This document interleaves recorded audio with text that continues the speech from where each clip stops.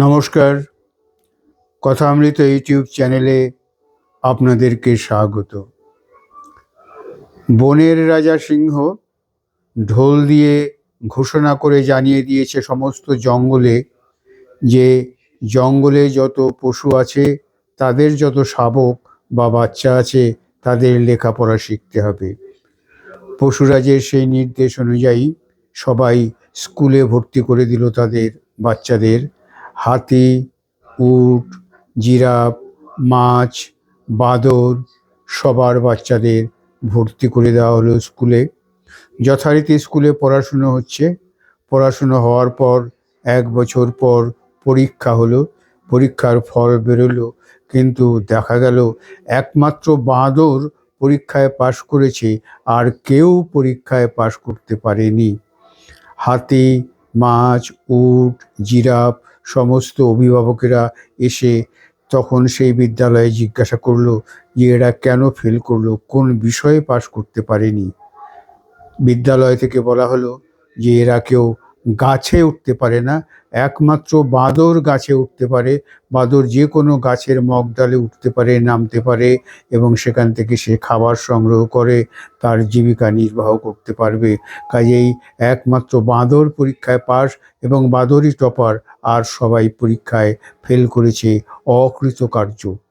সমস্ত অভিভাবক হাতি, মাছ, উট, জিরাফ চিন্তায় পড়ে গেল। তাই তো, এদের বাচ্চাদের তো লেখাপড়া হলো না, তাহলে এরা বড় হয়ে কি করে মানুষ হবে, কি করে এদের খাওয়া পড়ার জোগাড় করবে? এই চিন্তায় তারা সমস্ত শাবকদের খুব গালমন্দ করতে লাগলো আর তাদেরকে বকাঝকা করছে। পাশ দিয়ে যাচ্ছিল শিয়াল, সেই চিৎকার চেঁচামেচি শুনে একটু থমকে দাঁড়ালো। বললো, কি হয়েছে, এখানে এত গণ্ডগোল কিসের? তখন হাতি, উট, জিরাফ, মাছ এগিয়ে এলো। এসে বলছে, দেখো না, এদের স্কুলে ভর্তি করে দিয়েছিলাম, 1 বছর হয়ে গেল। বাড়িতে টিচার রেখে এদের লেখাপড়া শেখানোর চেষ্টা করা হয়েছে, কিন্তু কেউ কিছু শেখেনি, সবাই পরীক্ষায় ফেল হয়েছে, একমাত্র বাঁদর পরীক্ষায় পাশ করেছে। শিয়াল হাসতে হাসতে বলল, হ্যাঁ, বাঁদরের বাদরামিতে বাঁদর সবসময়ই প্রথম হয়, কিন্তু ব্যাপারটা কি হলো, ফেল হলো কেন? বলছে, বাঁদর গাছে উঠতে পারে, তাই বাঁদর টপার, গাছে উঠে সে তার খাবার জোগাড় করবে। কিন্তু আমাদের প্রাণীরা যারা রয়েছি, যেমন হাতি বলছে আমার বাচ্চা হাতি, মাছের বাচ্চা মাছ, উট, জিরাফ এদের বাচ্চা যে উট, জিরাফের শাবক আছে, এরা কি করে খাবার সংগ্রহ করবে? তখন বলছে, এই কথা।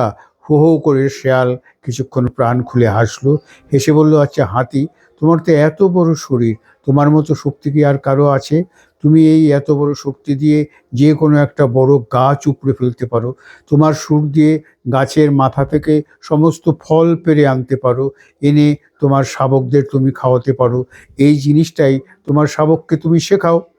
এবং জিরাফকে বলল, তোমার লম্বা গলা দিয়ে সেই গাছের যে কচি পাতাগুলো সেগুলো তুমি ছিঁড়ে আনতে পারো, খেতে পারো, সেই জিনিসটাই তুমি জিরাফকে শেখাও। উটকে বলছে, তোমার এত উঁচু ঘাড়, সেই ঘাড়ের উপর বসে তুমি তো তোমার সেই শাবকদের অনেক কিছু এনে খাওয়াতে পারো গাছের উপর থেকে, কাজে তোমার তো কোনো চিন্তা নেই। আর মাছ, মাছের তো আরও সুবিধে, জলের মধ্যে খেলে বেড়াচ্ছে, বড় হচ্ছে আস্তে আস্তে মাছ, জলের পোকামাকড় শ্যাওলা খাচ্ছে, এবং আস্তে আস্তে এই মাছ বড় হয়ে একদিন নদী থেকে সমুদ্রে চলে যাচ্ছে। 7 সমুদ্র 13 নদী পেরিয়ে তোমাদের বিজয়গাথা পৌঁছে দেবে সমুদ্রে সমুদ্রে। কাজে এর চাইতে বড় আনন্দের আর কি আছে? বাদরের বাদরামির কথা ও তো আর কিচ্ছু পারবে না, শুধু ওই গাছের মাথায় উঠবে, নামবে। কিন্তু তোমরা তোমাদের শাবকদের ওদের যা যা করণীয় সেই কাজগুলো শেখাও, তাহলেই ওরা জীবনযাপন করতে পারবে।